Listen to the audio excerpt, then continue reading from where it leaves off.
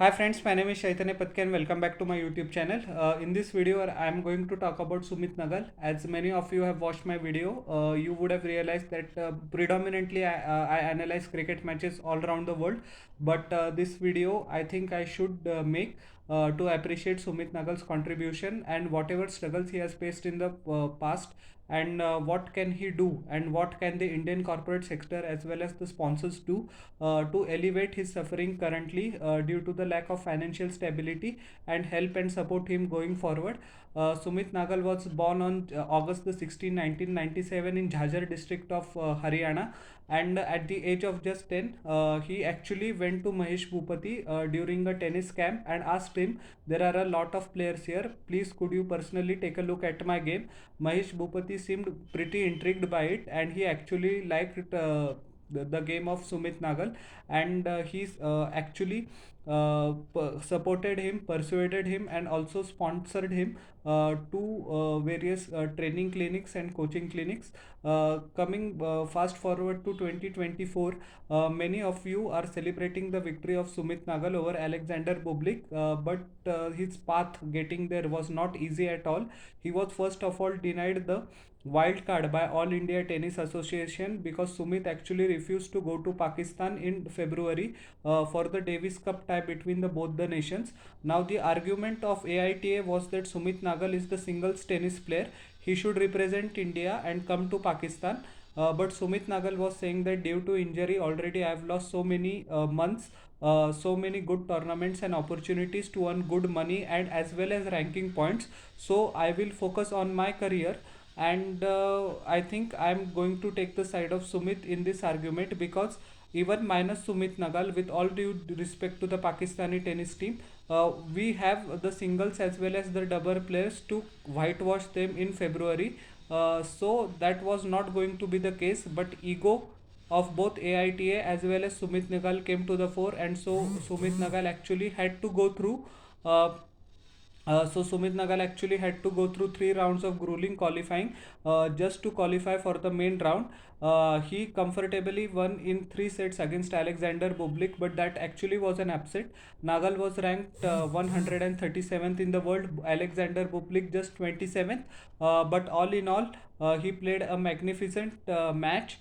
Kept the ball onto the court, and Bublik is known to be a combustible character. He plays well sometimes, and most of the time he had his off day, and it was his off day. Unfortunately, Nagal couldn't proceed to the third round because in the second round he lost to Zhensheng Cheng of China. Despite the fact that he was up he won the first set by 6 games to 4. He lost 3 games on the trot, 3 sets on the trot, and that was the end of the journey for him. But remarkably, he will get 98 lakh 91,419 rupees, which is $119,016 US dollars, and US dollar 1 lakh 80,000 Australian dollars. So almost 99 lakh rupees, and that will be able to sustain him for the rest of the year on the ATP tour. Now we have to understand that for ATP players, the federation does not sponsor anything. The expenses of physio as well as the coach are to be taken care by player itself, their traveling, their accommodation, their food, etc. So the tennis player must make lots of money to sustain himself. Novak Djokovic also in the past said that many actually players leave tennis due to the lack of financial support, despite the fact that having the talent, and that's why he wants to rectify it. So he has established PTPA as well, of which Sumit Nagal is a member, but I'm not going to go into that topic. My request to the Indian corporate sector through CSR, the corporate social responsibility grants, or the sponsors. We can sponsor players like Sumit Nagal so that at least they can take care of their equipment. They can fund their journey going forward because tennis is an expensive sport, and Sumit has faced a lot of setbacks in the past. But thankfully, due to this run, he can at least sustain himself from 7 or 8 months, or probably the whole of 2024. And hopefully, if he gets good results at the challenger levels, levels, he can graduate to the ATP 250 level, so the lots of financial burden can be reduced of Sumit, as well as he can start traveling with a full-time coach as well as full-time physiotherapist. Sumit actually trains in Germany right now, and in September he gave an interview to a news outlet that he had less than 80,000 euros, which is 900 euros, which is less than 80,000 rupees. And now from less than 80,000 rupees he has earned 99 lakh rupees in just a span of 4 months. So talent is there, but we need to make sure that he sustains it. Sumit actually, due to financial crunch, traveled with just either his coach or the physiotherapist. Actually, it is advisable that the tennis player travels with both to any of the tournament he goes to, but due to the financial crunch, he could travel with only one. So hopefully, he can travel with both of them going forward. He actually stays in Munich in Germany, and his coach actually is a pretty renowned coach who has coached on the WTA tour as well as the ATP tour. And yeah.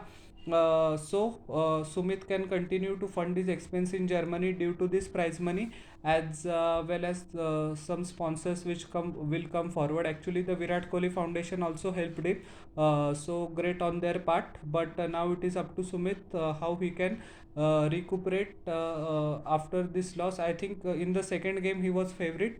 With all due respect to him, he was going to lose the third round match because it was against the world number 2 Carlos Alcaraz. But anyways, another round he could have won. He could there could have been a lot of financial windfall, but it is what it is. Nothing can be helped, and hopefully he sustains the performances going forward. So how did you like my analysis? Actually, I wanted to mention this as well. In 2020 he was the last Indian to win a singles game in a Grand Slam. In the 2020 US Open, he actually defeated Bradley Clark 6-1, 6-3, 3-6, 6-1. He actually famously took off a set of Roger Federer as well, 6-4, in the 2019 US Open in the first round itself. But Federer rallied back to easily defeat Sumit in 3 consecutive sets after that. Federer said in the press conference that Sumit has a good solid base to his game. So Federer has passed judgment on Sumit's game, said he is talented. So who is anyone else to question it? There is just the question of how much support he can get from the sponsors as well as the AITA, because both of them are not on good relations currently. And Sumit has the last laugh due to this argument, because he was denied the wild card by AITA. If he could have been given the wild card without going through the qualifying, Sumit could have faced the first round, but he had to go through grueling 3 games. But yeah, it is what it is. And the last player before Sumit Nagal was actually Somdev Devvarman, who in 2013 Australian Open defeated. I don't remember who the opponent was, but after that Sumit defeated in 2020, and once again it took 4 years for Nagal to just earn a Grand Slam singles victory in the first round. So he has been picked back by off-field issues, his attitude problems. I think how much truth is there, only God knows. But he has been injured. He has actually lost more than 1.5 years of his career since the 2020.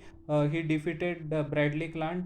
So 2 injuries as well, recuperation, rehabilitation. So he has not been able to take part in many tournaments as well, which has contributed to his ranking going below 500 at one stage. But now currently it was 137 before he defeated Bublik. I think he should come within the top 110 or 105. So he should aim higher, and with this sort of financial windfall, hopefully he goes forward. So all the best to Sumit, and hopefully many sponsors will come forward to support him. So how did you like my analysis of this video? Please tell in the comment section below, and don't forget to like, share and subscribe to my channel. Press the bell icon for further notifications. We'll meet in the next video. Till then everyone, bye. And I humbly request to you all once again, please subscribe. Thank you.